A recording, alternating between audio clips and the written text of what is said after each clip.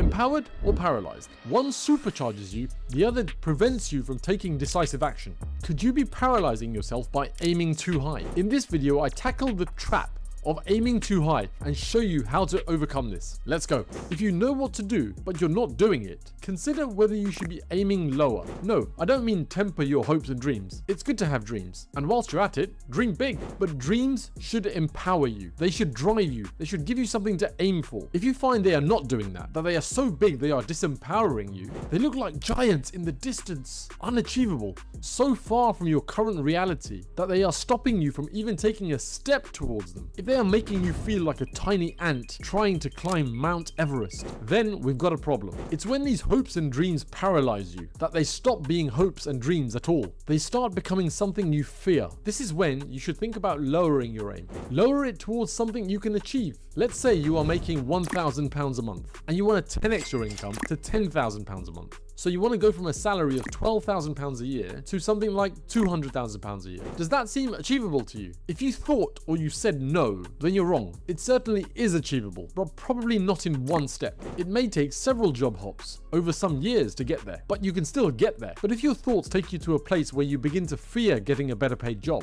a better paying job than the £12,000 one that gives you £1,000 every month, because your dreams of a £200,000 a year job are so overwhelming that they are paralyzing you in the here and now, then it's time to aim lower. To aim lower on that first step to your eventual goal. You need to start by taking small steps, then bigger steps, then leaps, then start running, then take even bigger leaps. This is how momentum starts. And that snowballs into bigger hops and jumps until that eventual goal doesn't seem so daunting anymore, because all of the smaller leaps you've made along the way that have built your confidence and skills at every jump. And now that £200,000 a year job is much closer to your reality. I've just used a salary example, but the same is true for savings and investing. And I've got a third example after that as well. 46% of people in the UK have £1,000 or less in savings. If it's not clear to you, that isn't enough. Savings are essential, especially in your contingency fund. Some people call this an emergency fund. Whatever you call it, this is money that you can dip into when something that you don't expect happens. It could be a family emergency or a health scare, or even something much less intense but important in your day-to-day life,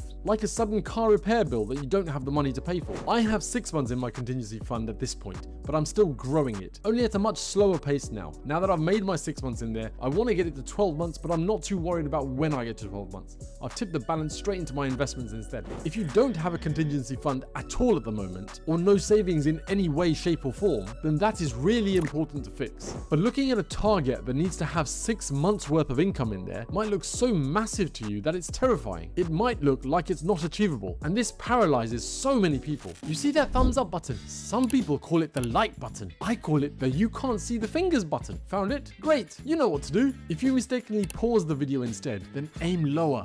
See what I did there? Now back to the video. Saving doesn't paralyze people because they don't want to do it. It's because the amount looks unattainable, so far away from your current reality of having no savings or barely getting by, that it sometimes doesn't even seem worth trying. This is again where you need to aim lower. And rather than have that 6-month target weighing heavy on your shoulders, focus on an aim of building momentum, little by little. It matters that you get to your objective. Just start. If you can't put £500 right now into your contingency fund, which by the way you put into a high interest savings account, right? Right. Of course you do. You're following my channel after all. Good, just checking. If you can't put £500 in there right now, try £100. If you can't put £100 in there right now, try £50. And if you can't put £50 in there right now, try £10. A tenner, £10, just £10. Because guess what? Once you do that, you're no longer at zero. If you do that monthly for 12 months, you'll have £120, ignoring any interest for now, and you'll have gone from zero to something. In 2 years, that will have grown even more. Now imagine you have an unplanned cost that comes up in a few years' time. You still might not have enough funds to fully cover this. But how would you feel if you knew you had a few £100s to put towards the cost of this, knowing that just a few years earlier you would have had zero? How proud would you be then of yourself for simply starting? Once you start, you'll find it's infinitely easier to increase the amount you're saving or investing once you are able to. In fact, the act of simply starting gives you more incentive to do so, because you have built the skills and experience in this savings and investment game. You started to build build momentum, and momentum has a habit of building on itself, snowballing into more, drawing even more towards it. The exact same philosophy applies to consumer debt. If you have any sort of debt, then it can sometimes feel like a massive crater that is just getting bigger and bigger with each passing month. Let's say it's a credit card debt crater. This big massive hole is negatively compounding against you and is actively making you poorer. I've done a video on that if you want to have a look at it later. So you've got this big credit card debt crater. What do? Do you have a thin, pink, scrawny neck that you can use to bury your head in the sand? Yes, that is an ostrich reference. No? Then are you Superman and have the ability to fill that crater in one go?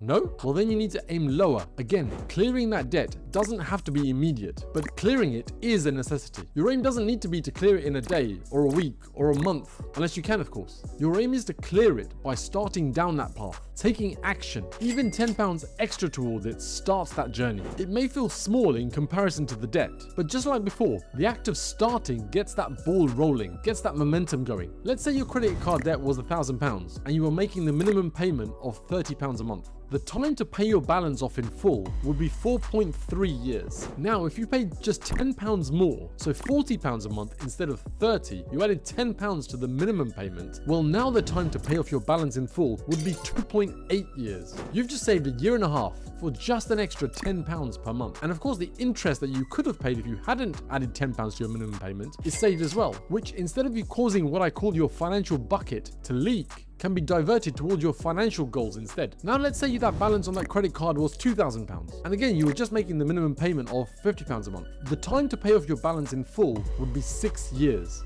If you paid just £20 more than the minimum, so £70 a month, well, now the time to pay your balance off in full would be 3.3 years. Almost 3 years knocked off and interest saved as well, which again you can divert towards your financial goals rather than just simply letting it leak through. In all these examples, starting is the most important thing. So setting the bar low enough to enable those first steps to be taken is important. Once you've started, those incremental steps can be sped up, so more money can go in to speed up your journey towards your financial goals. If the bar is set so high that it impedes your courage even to start, that you don't think it's even worth beginning on that journey, then it's time to aim lower, because starting is the most important thing, no matter how trivial it may seem at the beginning. Starting equals improvement. This provides a psychological feedback loop of success. You build your confidence in reaching that eventual goal, and it develops the momentum necessary to get you there. As I've said a few times in this video, starting is the most important thing. You can start small, as I've shown, optimize and grow later. You can speed up your journey and put more money in when you are ready to. But once you've started, there's no need to stop anymore. Do not stop. Do not stop. Hit the like button, but do not stop. If you like videos like this on money and personal finance, then subscribe for more. See you on the next one.